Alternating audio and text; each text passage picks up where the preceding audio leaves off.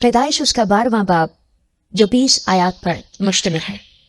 और खुदावंद ने इब्राहिम से कहा कि तू अपने वतन और अपने नातेदारों के बीच से और अपने बाप के घर से निकलकर उस मुल्क में जा जो मैं तुझे दिखाऊंगा, और मैं तुझे एक बड़ी कौम बनाऊंगा और बरकत दूंगा और तेरा नाम सरफराज करूंगा, सो तू बाइस से बरकत हो।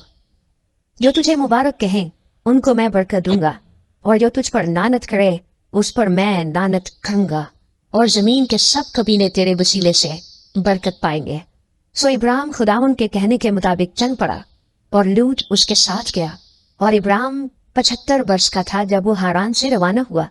और इब्राहिम ने अपनी बीवी सारी और अपने भतीजे लूत को और सब माल को जो उन्होंने जमा किया था और उन आदमियों को जो उनको हारान में मिल गए थे साथ लिया, और वो मुल्क कनान को रवाना हुए और मुल्क कनान में आए।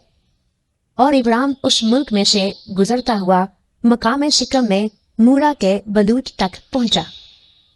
उस वक्त मुल्क में कनानी रहते थे। तब खुदावंद ने इब्राहिम को दिखाई देकर कहा कि यही मुल्क मैं तेरी नस्ल को दूंगा।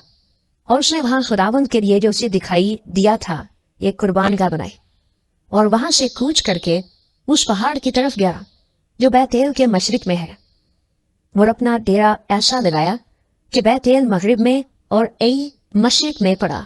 और वहां उसने खुदावंद के लिए एक कुर्बानगाह बनाई और खुदावंद से दुआ की। और इब्राहिम सफर करता करता जनूब की तरफ बढ़ गया और उस मुल्क में काल पड़ा। और इब्राहिम मिस्र को गया कि वहां टिका रहे, क्योंकि मुल्क में सख्त काल था।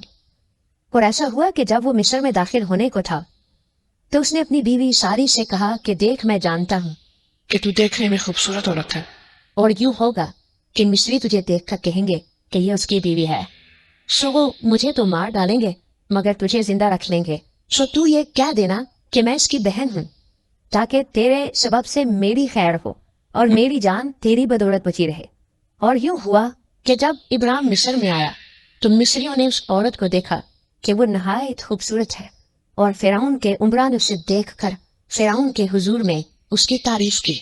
और वो औरत फिरौन के घर में पहुंचाई गई, और उसने उसकी खातिर इब्राहिम पर एहसान किया, और भेड़ बकरियां और गाय बैल और गधे और गुलाम और लौंडियां और गथियां और ऊंट उसके पास हो गए।